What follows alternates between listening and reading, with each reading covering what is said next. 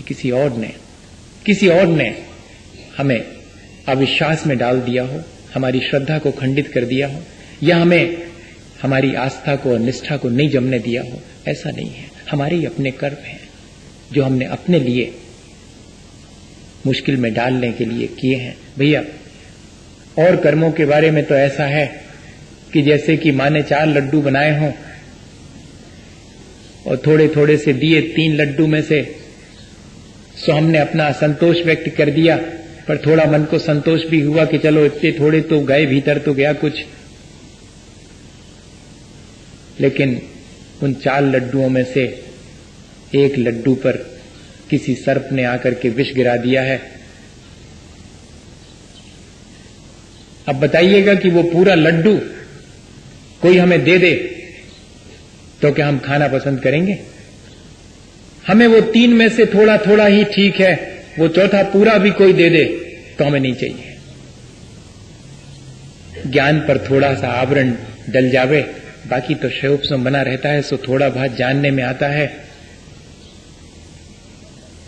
दर्शन पर थोड़ा सा आवरण पड़ गया है, बाकी थोड़ा सा देखने में अभी भी आ रहा है। मेरे दान, लाभ, भोग, उपभोग की सामग्री में बहुत आवरण पड़ा हुआ है, लेकिन थोड़ा सा तो मुझे अभी प्राप्त हुआ है। ये सारे तीनों चीजें थोड़ी थोड़ी तो प्राप्त हुई हैं, लेकिन एक सबसे ज्यादा खतरनाक है मेरा अपना मोह, जो कि मेरे पूरे जीवन को विषाक्त और विकृत कर देता है। मिलता पूरा का पूरा है, लेकिन वो पूरा का पूरा मेरे जीवन को विषाक्त कर देता है। वो मेरी श्रद्धा को भी विषाक्त कर देता है, वो मेरे आचरण को भी बिगाड़ देता है। दोनों प्रकार का है।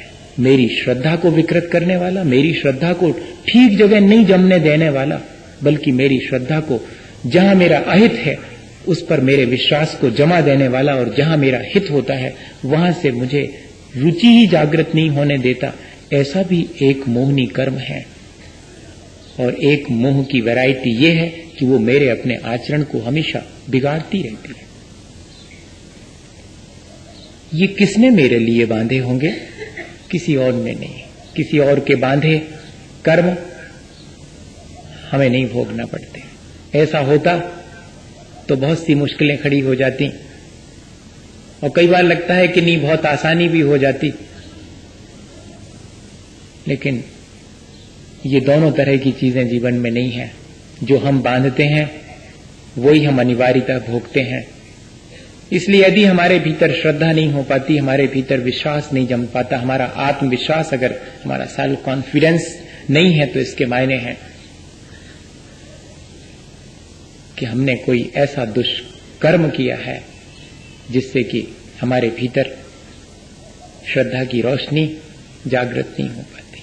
और वो कौन सा कर्म है, वो कौन से परिणामों से मेरे भीतर संचित होता है, ये जान लूं, ताकि आगे उस कर्म को ना करूं, जिससे कि मेरी श्रद्धा मजबूत हो सके, जिससे विश्वास जम सके, जिससे कि मैं अपने आत्मविश्वास को बढ़ा करके अपना उद्धार कर सकूं, अपना कल्याण कर सकूं। केवली शुद्ध संग धर्म देवावरणवादो दर्शन मोहस। मेरी दृष्टि को, मेरे नजरिए को प्रभावित करने वाला, सिर्फ प्रभावित ही नहीं, मेरे नजरिए को बिल्कुल विकृत कर देने वाला दर्शन मोह है। और सारा खेल इस संसार में दृष्टि का ही है। जैसा देखना चाहें वैसा दिखाई पड़ता है, जैसा है वैसा देखने के लिए तो आंख चाहिए, वरना इन 2 आंखों से तो जैसा हम देखना चाहते हैं वैसा दिखता है। एग्जैक्टली कैसा है वैसा देखने के लिए तो बहुत श्रद्धा की और विवेक की आंख चाहिए। जब हमारा मन राग द्वेष से युक्त होता है तब चीजें भली और बुरी जान पड़ती हैं। चीजें कैसी हैं ये नहीं जान पड़ता, चीजें भली हैं या कि बुरी हैं। आकाश नीला है, लेकिन कभी हंसता मालूम पड़ता है, कभी रोता मालूम पड़ता है। जब हमारा जी अच्छा नहीं होता तो एक एक चीज ऐसी मालूम पड़ती है जैसे कि सब उदास हो, और जब हमारा मन प्रफुल्लित होता है तो उदास व्यक्ति भी हंसता हुआ जैसा जान पड़ता है। ये सारा का सारा खेल हमारी अपनी दृष्टि का है, और इसी दृष्टि को विकृत कर देने वाला मेरा कोई कर्म मेरे भीतर बैठा हुआ है, मैं जरा उसको देख तो लूं। मैं तो अपनी आंख को ये मान के चलता हूं कि मेरी आंख बिल्कुल ठीक देखती है, लेकिन इन दो आंखों से ही सब कुछ देखा जाता हो, ऐसा नहीं है।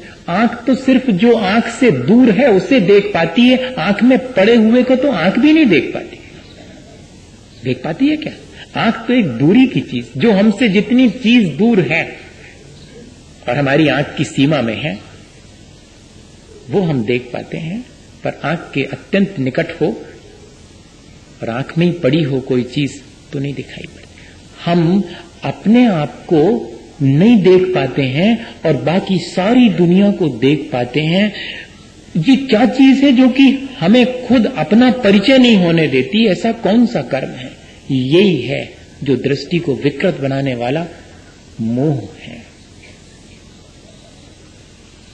जो हमें चीजों को राग द्वेष से युक्त होकर के देखने को मजबूर करता है, जबकि हमें वीतराग भाव से चीजों को, और वीतराग भाव से ही देखने पर चीजें ठीक दिखाई पड़ती हैं, राग द्वेष से देखने पर तो चीजें दिखाई ठीक नहीं पड़ती। लेकिन क्या करें, हमारे अपने कर्म हमें ऐसा करने के लिए प्रेरित करते हैं। और इतना ही नहीं, हम उन कर्मों की जिम्मेदारी स्वयं नहीं ले पाते हैं। हम किसी और को दोषी ठहराते हैं कि मेरा विश्वास इसलिए नहीं जमता, मेरी श्रद्धा इसलिए नहीं जमती। देखो, ये इस तरह की बातें होती हैं, इसलिए मेरी भगवान के प्रति बिल्कुल श्रद्धा नहीं है। गुरुजनों के प्रति उनके सब हमने देख लिए, उनकी चालें हम जानते हैं, उन पर हमारी श्रद्धा नहीं जमती। शास्त्र में कितनी बातें लिखी हैं, क्या होता उससे? हमारी श्रद्धा ही नहीं जमती। सब ठीक होने के बाद भी मेरे भीतर का जो मोह है वो मुझे इन सब चीजों के बारे में ऐसा उलट पुलट सोचने के लिए मजबूर कर देता।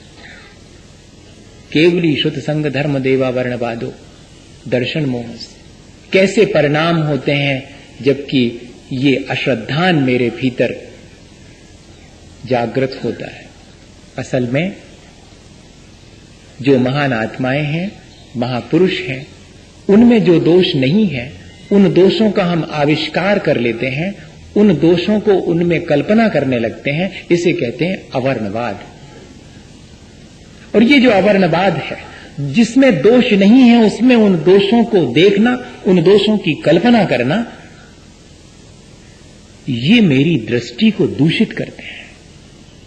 हाँ, किसी व्यक्ति में, और वो भी महापुरुष में, वे दोष नहीं है और हमने उन दोषों का उसमें अगर आविष्कार कर लिया है, अगर उसकी कल्पना भी कर ली है मात्र, तो उससे सामने वाले का कुछ नहीं बिगड़ा। मेरी दृष्टि दूषित होने से अब मुझे कभी भी वास्तविकता मालूम नहीं पड़ेगी, मैं अपनी उस दृष्टि की निर्मलता को कभी हासिल नहीं कर पाऊंगा। और संसार में जिसकी दृष्टि निर्मल है वही अपने जीवन को ऊंचा उठा सकता है। दृष्टि की निर्मलता और श्रद्धा से ही सारा संसार चलता है। एक कदम भी अगर हम अविश्वास पूर्वक रखते हैं तो डगमगा जाता है।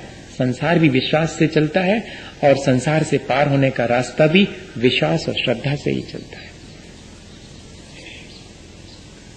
ऐसे इस विश्वास को हम कैसे कायम रख सकें और ऐसी इस श्रद्धा को बिगाड़ने वाले कर्मों से कैसे बचें, बस ये हमें ध्यान रखना है।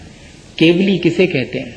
जिनको अपने चार घातीय कर्मों के नाश करने पर अनंत चतुष्टय की प्राप्ति हुई है, जो संसार के दोषों से मुक्त हो गए हैं, राग द्वेष जन्म मरण खेद श्वेत जितने प्रपंच हैं संसार के, जिन सब दोषों से, 18 ही दोष हैं हम सब में, उन 18 दोषों से जो रहित हैं वे अनंत केवली भगवान हैं। लेकिन उन्हें भी भूख लगती होगी, उन्हें भी प्यास लगती होगी, उन्हें भी रोग शोक होते होंगे, वे भी भोजन करते होंगे, ऐसी हम उनके भीतर कल्पना कर लेते हैं। ये जो हमारी केवली भगवान के बारे में मिथ्या कल्पना है, दोष पूर्ण कल्पना है, वो हमारी अपनी दृष्टि को विकृत कर देती। जिनेंद्र भगवान के द्वारा कही गई जिनवाणी, जिसे हम शुद्ध कहते हैं, उसमें ऐसी कल्पना कर लेते हैं अपने जिह्वा लोलुपता की वजह से, या कि अपने किसी इंद्रिय विषयों के पोषण के लिए। कौन कहता है, कहां लिखा हुआ है ग्रंथों में कि रात्रि भोजन